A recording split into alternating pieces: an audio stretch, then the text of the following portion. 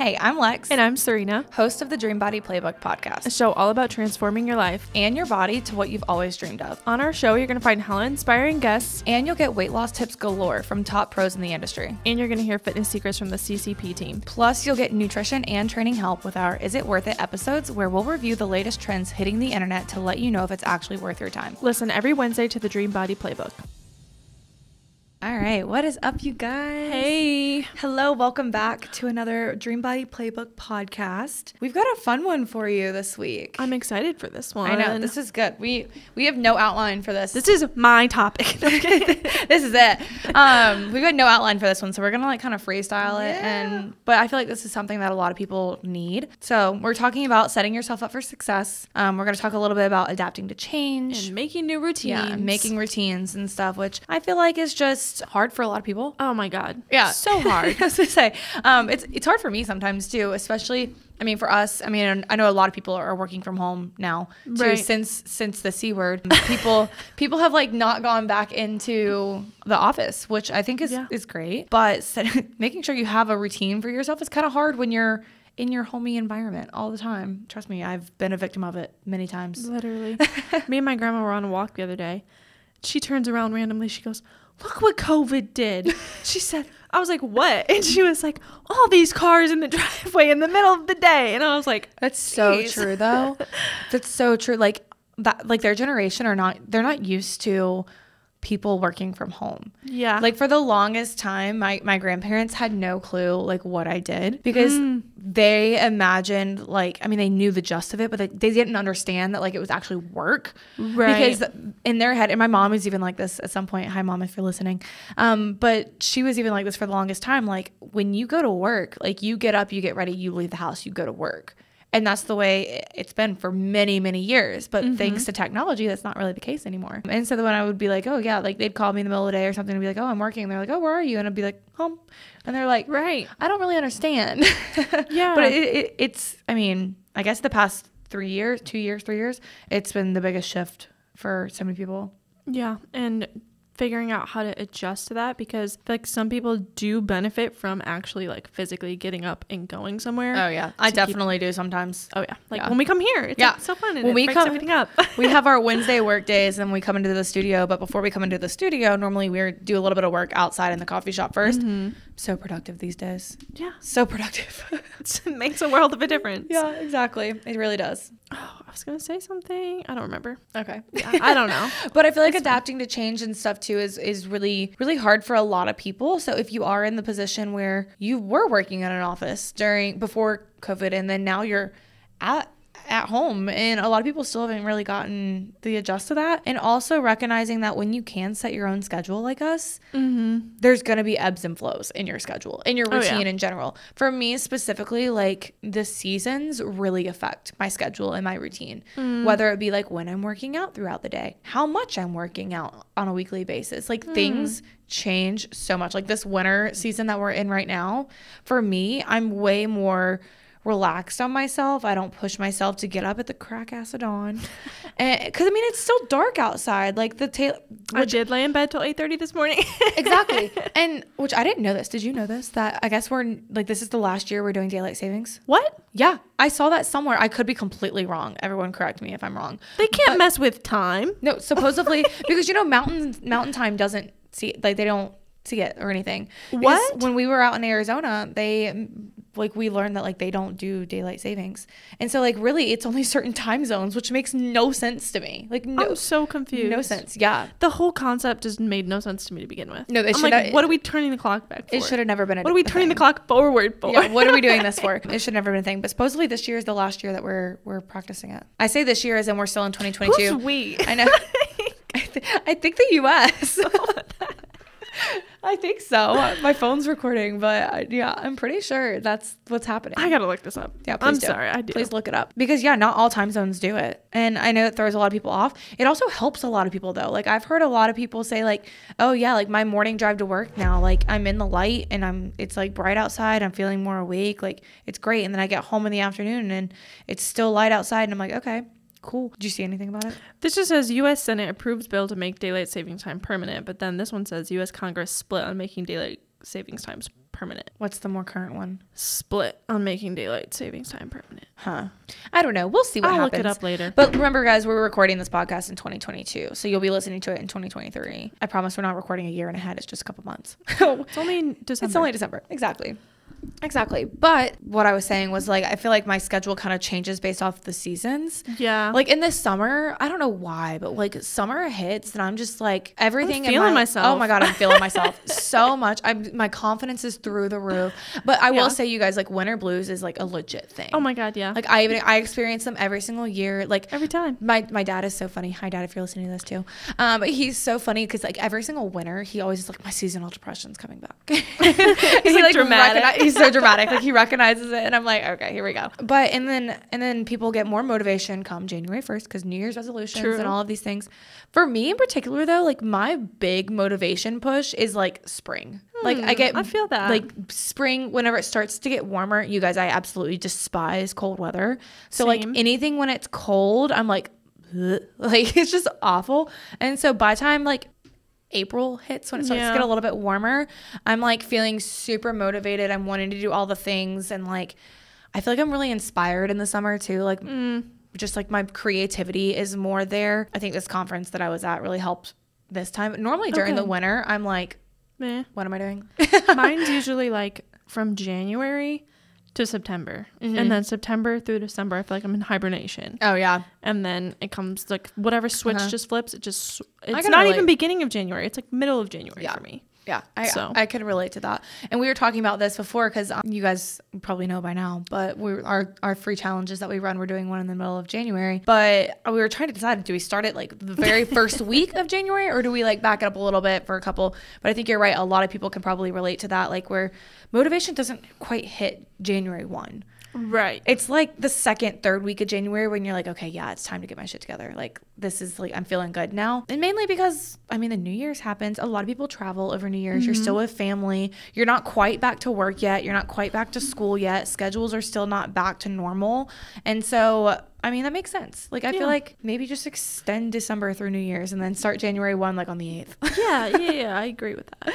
Yeah. What's up, y'all? So we don't run ads on this podcast, and we probably won't ever. Our goal here is to share as much information and value with you as possible, with a little entertainment, of course. But with that, we need your help in getting the word out about the Dream Body Playbook. So all we're asking for you to do is send this episode to a friend that you think would really benefit from it, or share it on your social media stories and tag us. Also, one other thing we're going to be doing is giving away a $100 Amazon gift card to someone who rates and reviews this podcast every single month. So thank you in advance, and we're looking forward to reading your reviews, but we'll get back to the episode. Cool. So let's talk about making a good routine. Let's do it. What is it? What is a good routine? A good routine is a routine that you're going to stick to. There we go. That's it. Like literally. Because everyone has a different routine. Yep.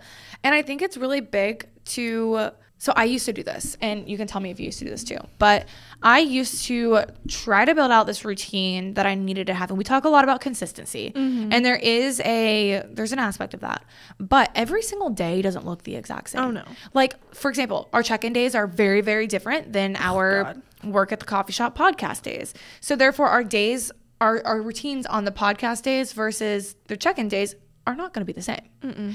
And while people can have like a consistent morning routine and stuff, I think that's really huge to implement and stuff, and like make sure that's in play just to set yourself up for the day.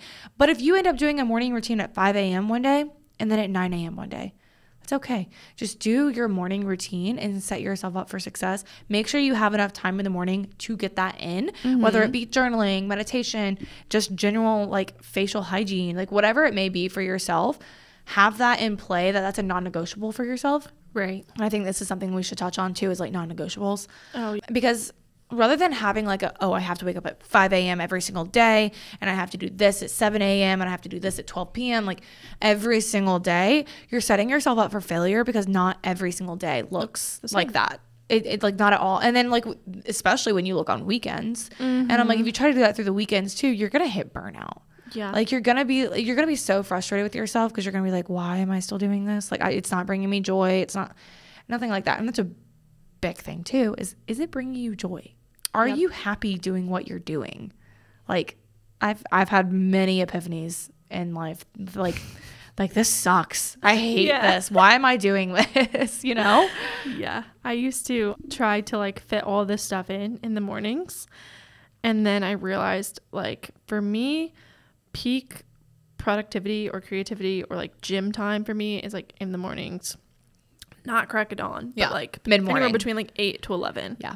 Or and then like I'm really creative and productive like between 1 and 3. Yep. So why am I waking up at 8 o'clock trying to fit 10 things in before I even eat or go to the gym, and then coming back, and then I'm at the gym from like 11 to 1 or whatever, and so that's cutting into my productivity time, which cuts into everything else. Yeah. And so I had to like shorten my morning routine drastically. Like literally the only consistent things I do right now is brush my teeth, put my face stuff on, and eat breakfast. Yeah. Everything else, I'm like, I could do it before bed. Yeah, no, seriously. That's perfect. And that works for you, while someone else might be the complete opposite. Exactly. Like for me, I'm most creative. So I have work sessions that I call power hours. Ooh. Where like I will block off like any notification or anything for like 2 hours, 3 hours, whatever it may be. And I'm just like in deep work of like whatever I need to do. And whether it's a brainstorming session, whether it's copywriting, whether it's working on programming or modules or course stuff, whatever it may be. That's all I do. But I found that I'm so much more creative and so much more productive like early in the morning. So like ideally, which I don't do this all the time, but ideally if I could wake up and work from like 4 a.m. to 7 a.m. and then do like a morning routine after that, my creativity is like through the roof. Interesting. Now, I'm not waking up at 4 a.m. right now, you guys. That's not happening. It's more like 7 to 10 right now. Yeah. But that is like, I've noticed when I do that, I'm like, wow, where did that come from? Right. You know, I'm like, whoa. So recognizing those things about yourself and kind of implementing that. Honestly, the reasons I'm not waking up at 4 a.m. right now is because I don't have to deal with Gus waking up too and dealing with him at 4 o'clock in the morning. It's also pitch black. Yeah, exactly.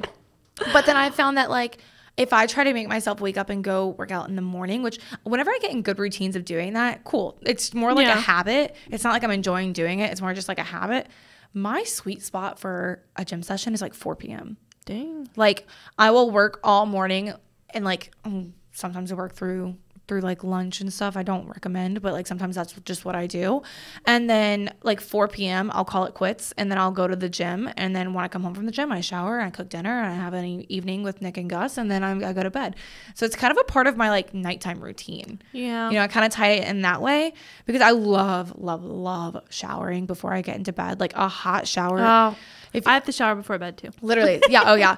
Like I'm like people who only shower in the morning. I don't get it because like you're getting into bed dirty at night. I don't know. Side note, but like showering in a warm shower and shaving your legs and getting into like clean sheets. Oh, nothing better. Nothing better. No. So that's kind of like the way I approach things. Like in the morning, if I can just wake up, do journaling. I do like my power list for the day, like our top 3, my hygiene. A lot of times I'll either like meditate or just sit in silence for a minute and listen to like a motivational podcast or something. Yeah. I do a lot of my reading at night in bed instead of in the morning. I know a lot of people say to like read something that's going to teach you something early in the morning. But for me, at night, I get so distracted because I'm like, I have so much more things that I could be doing right now. And so if I just tie that into at night or I just read for 30 minutes or so before going to bed, works for me. And so like the whole, I guess, moral to like these 2 examples is find what works for you. Like our schedules look very, very different. We do the same work though. Like we're both online coaches, a little different, but like we do the same thing technically and we have completely different routines. Yeah. And that's okay. So that's okay. Yeah. And it works for us. And so that's all that matters. Right. Exactly. I do think the main consistency is having those non-negotiables that you do morning and I'd say morning and night just to like the morning is going to help set you up for success throughout the day. Oh yeah. It's going to be like, okay, putting my game face on, this is what I have to do. And it's going to make you more, productive. Yeah. I was like, what is that word? It's going to make you more productive. And then at night, a lot of times when you have a nighttime routine, your brain associates it with sleep. So you're going to get better sleep. You're going to feel more rested in the morning when you wake up. There's lots of benefits to having a morning and nighttime routine. I personally love going on like TikTok and watching like morning routines and nighttime routines and stuff. But I also think there's kind of like a little bit of toxic culture there a little bit. There's one I saw though, because I think a lot of people will watch like millionaire morning routines and things like CEO morning routines. Like, you guys, I'm a CEO and I don't wake up and do all those things for those like kinds Mark of people. Wahlberg thing. Oh my God. But there was this one I saw from this guy. I wish I remembered his name, and it made me crack up. I was like, I like cackled at it. Cackled is my word right now to you guys. But he like the timer went off at like 1 p.m. in the afternoon. He like rolled out of bed and ate a Pop-Tart and then sat at his laptop and just looked at the camera and was like, there you go. I was like, you know, if it works for him, it works for him. And that's the thing. I mean, I don't necessarily recommend that, but if that's what works for you, then so be it. If you get your stuff done during the day and you feel successful, awesome. But anything that sets you up for success. Oh yeah. Side note, actually, well, I'm going to tie it into this, but making your bed, that's my non-negotiable in the morning. I have to make my bed. Doesn't matter if I'm in a hotel, at my boyfriend's house, on the couch. Like, I will make something. Yeah. And I definitely don't think, so I think the making the bed thing, there's two sides of it. Like, people either really love it or they really hate it. Yeah. Personally, I make my bed every morning because my mother made every single bed in our house every single morning growing up. Oh my God. Yeah. I never made my bed growing up. If anyone walked into my mother's house, again, Mama, love you, you would think no one lived there. Like, I love that. It's a museum. Like, no one it's fabulous. I love it. I feel so like clean and at home and stuff when you're there. But like, it's spotless all the time. And so I'm just in the habit of making my bed because that's what I grew up with. Yeah. And I think that's a lot of people are back and forth on that. Like you said, you never made your bed growing up.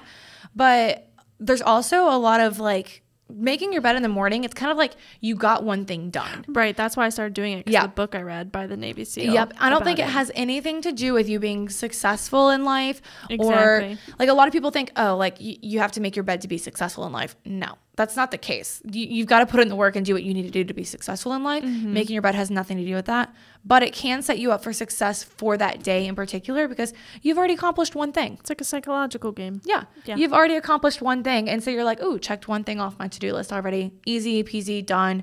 And then you're set up in like a positive momentum for the rest of the day. Yep. That's exactly why I started doing it. Yep. Yeah. And I mean, even to like, I personally like unmaking my bed at night is like a part of my nighttime routine, like where I put my pillows and stuff, like because I'm one of those. I have like the decor pillows and stuff. Same. Yeah. Like whenever you take the pillows off and stuff, like that's part of the nighttime routine as well. So if my bed's not made and I'm just like crawling into it, I'm not doing my nighttime routine. So I feel all out of whack. So like it ties in again there, morning and night. Yeah. But yeah, that's a big one. In terms of like setting yourself up for success, obviously morning routines, night routines, things along those lines, but we're also referring to like other things that you could be doing to set yourself up for success, whether that look like pre-tracking your food or meal prepping, or for me, my personal philosophy is what can I do right now that's going to make future me like my life a lot easier. So if I'm eating something, I'm doing the dishes right away because I know in 5 hours or whenever I go to do them, I'm not going to want to do them. So I'm just going to do it now so I don't have to do it later. You're an adult. Cook as or clean as you cook. Yes. Oh my God. That is like my biggest thing in my relationship.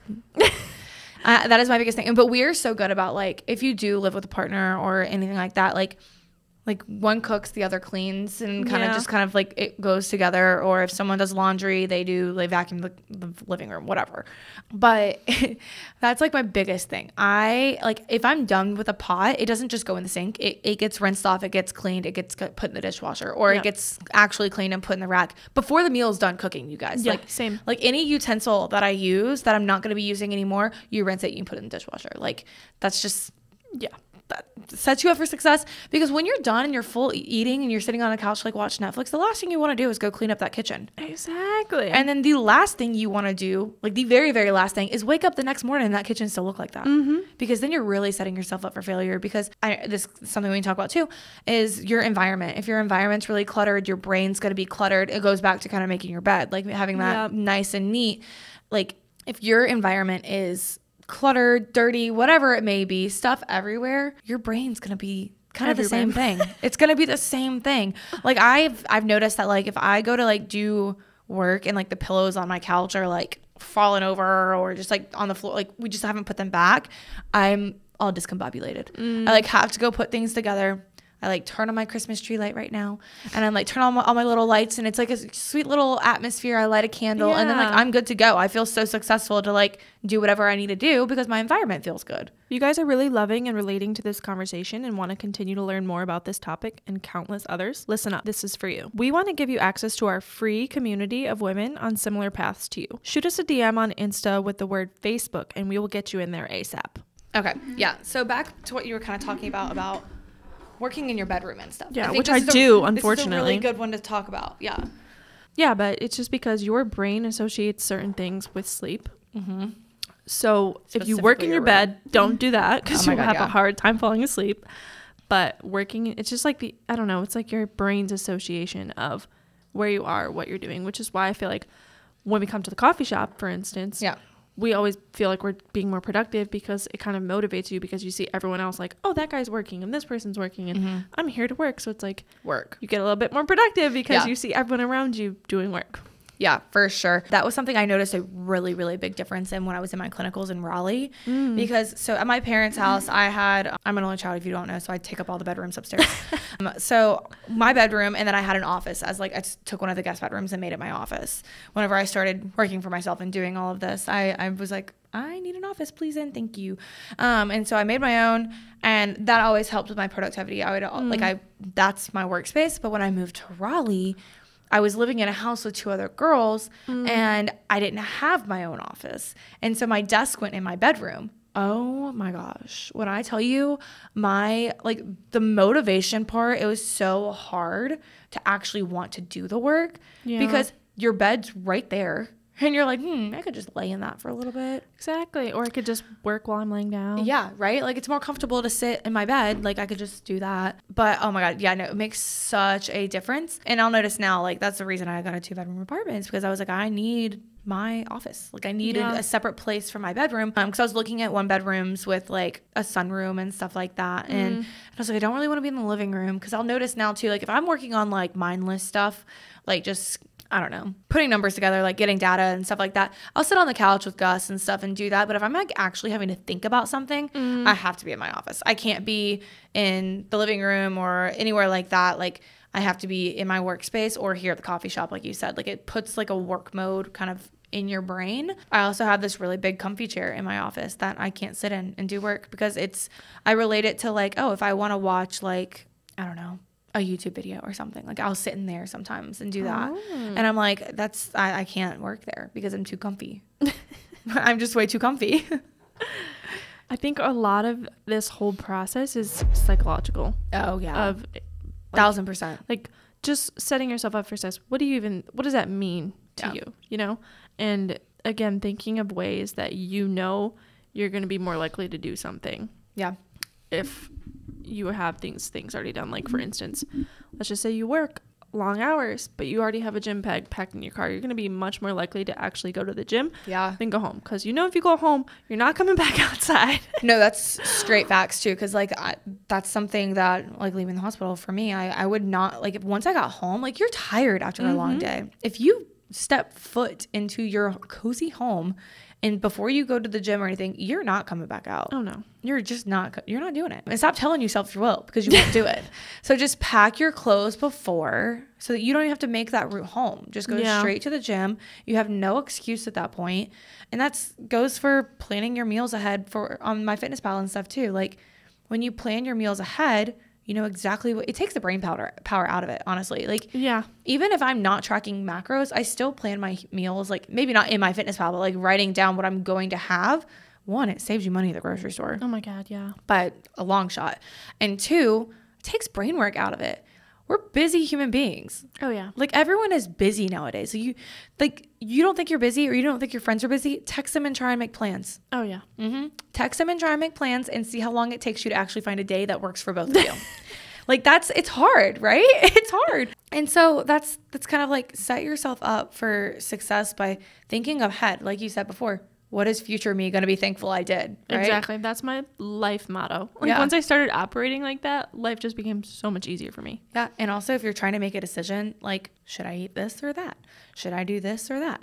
Should I talk to this person or that person? That's another way you think of what is future me going to be thankful for? Like, what is future me going to be happy I did? Yep. And that's why I say this all the time, and I'm going to say it again, but self-discipline is literally the greatest act of self-love that you can have because like you're putting your future goals ahead of like your current feelings and wants and desires.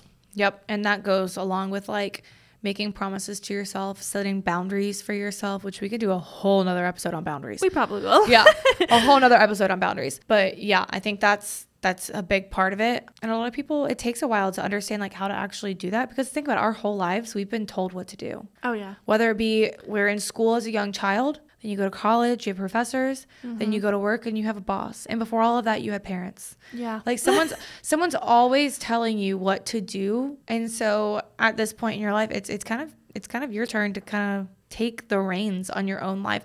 And yes, you still might be told what to do with work and having a boss and things like that, but you still have control of your life, like outside of work, and how you're fueling yourself, how you're moving your body, how you're hydrating, how you're moving like steps, like your overall neat, things like that. Like, I think that's really important. Because I was actually just telling someone this yesterday. Life is always going to be busy, right? Like there's always going to be something that comes up, something that happens, something that gets thrown in our way, and we can't choose our circumstances, but we can choose how we respond and react to those circumstances, because honestly, life doesn't happen to you. It happens for you. You just have to be, I guess, willing enough to make that change to accept that. Say that again. What? What you just said. Life like that was good. Life doesn't happen to you. It happens for you. I love that. Biggest mindset shift you have to make. I love that. And I think that's another, I just hit my knee. That's something that we can talk about too I really like that, because it ties into kind of like whenever you think, oh, I have to do this or I have to do that, like flip the switch and think like, oh, I get to do this today. Oh yeah. I had to say that to myself this morning. Yeah, I know, right? I know. Seriously. It's raining outside. It's gloomy. It's foggy. Like leaving the house to go do anything. Yeah, exactly. Like we don't have to sit here and do this podcast, but we get to. And that's pretty freaking cool. You know, like we don't have to work with clients, but we get to. Right. Like it's so, whenever you switch it into that perspective, like a lot of people don't get to do what you get to do in life. Exactly. And so be thankful for that. And think about it on a positive aspect. Because, I mean, yeah, you could be working a really, really hard job, but you could also have a lot of people at your work that you really like. You could, and you could have a atmosphere of people around you that you really enjoy, and it's really good for your mental health, but your job itself is really difficult. Yeah. But if you really look at it in the big picture, instead of complaining about the job that you're doing, think like, wow, a lot of people would love to be in the position that I'm in right now, to have this atmosphere, work at this company, whatever it may be. Right. Think about like how you get to do that, and then flip the switch on it. Stop thinking so negative about it and flip the switch to where it's more positive.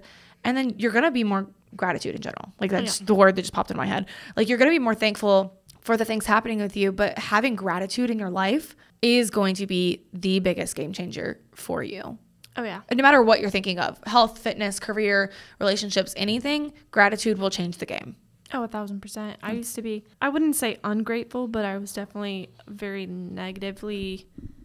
I was just a negative thinker, and I don't think it was because of who I am as a person. I just think it's because of the situations and circumstances I was in. Yeah. But once I started practicing gratitude, once I got out of those situations, it's game changer. Yeah, it just changed like my entire life.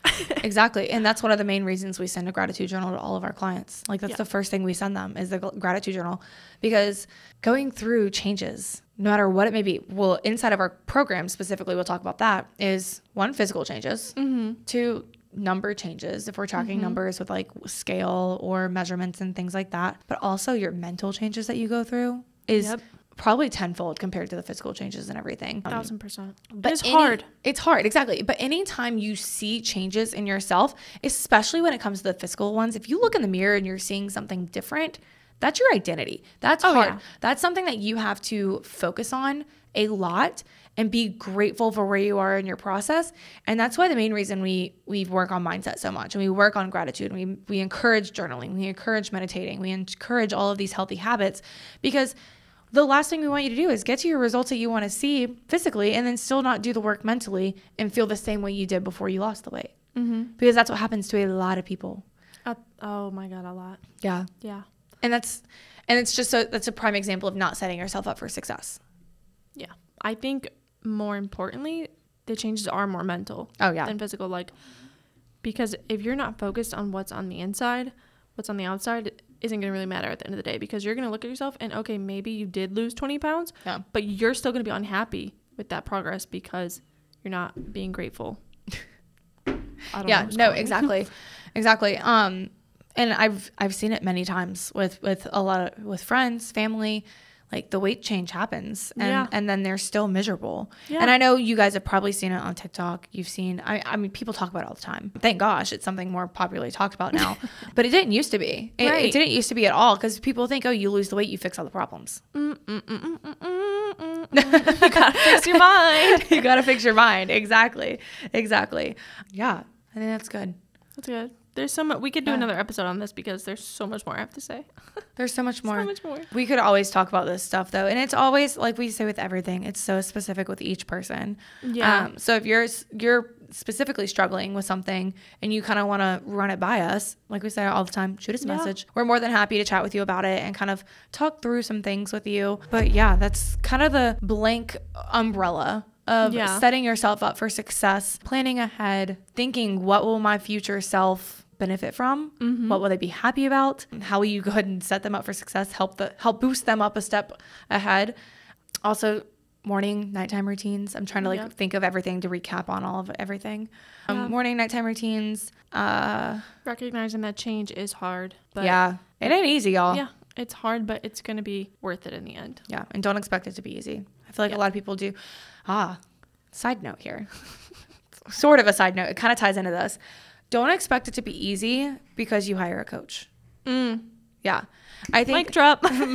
because I feel like that's what a lot of people do think. So in our last episode, we talked about hiring a coach and how it's going to help in every aspect of your life, whether that be like any aspect, right? Life coach, therapist, business coach, health and fitness, things along those lines. Just because you pay the money and you hire someone does not mean there's a flip of a switch and we can do it for you. Right. You still have to do the work. You still have to do the hard work. We're going to guide you and point you in the right direction and tell you exactly what to do to get there, but we can't do it for you. Yeah. You still have to do it. And yes, while I would definitely 1010% say hiring a coach is a process of setting yourself up for success, it's not going to make you successful unless you do the work. That's a fact. Yeah. Mic drops. It's just like therapy too. It is. Oh my God, it is. My mom, she went to therapy. Sorry, Mom. She went to therapy like a little while ago when I told her to go. Yeah. I don't like it. Didn't really help me. And I'm like, well, did you do the work that she told you to do? Yeah. She's like, no. I'm like, okay then. But now then. she's like actually back and doing the work. Yep. So she's seeing benefits from it. And that's when you'll see the changes, is when you actually put in the work. And sometimes people need that like eye-opening like push of like, oh, it's actually me. Exactly. That's not doing it. Like sometimes you're the only person holding you back. Oh, every time. You're the only person that literally are. Literally. Yeah, literally. Not sometimes, always. And that's why we're here too, to just like support you and help encourage you in the right direction. Because everyone's been there. And just because you might be the one holding you back, like so has Aunt Susie and Bob. Yeah. And like everyone has, like I don't know those people, but I'm just saying examples. But everyone's been there. It's in some aspect of their life, everyone's been there. So you're not alone. At all. But yeah, like I said, reach out to us if you have any questions about anything that we went over. These are just a few examples of how to set yourself up for success and really get the ball rolling with where you want to actually be in life. Yeah, we'd love to help make suggestions to you if you need help with anything like that. So we're always down. Always down for suggestions. All right, y'all. Well, we will talk to you again next week. If you have any suggestions on what you want us to talk about or have any questions, shoot us a message and we will make sure to put it on the list. Yes. Bye, guys. Bye.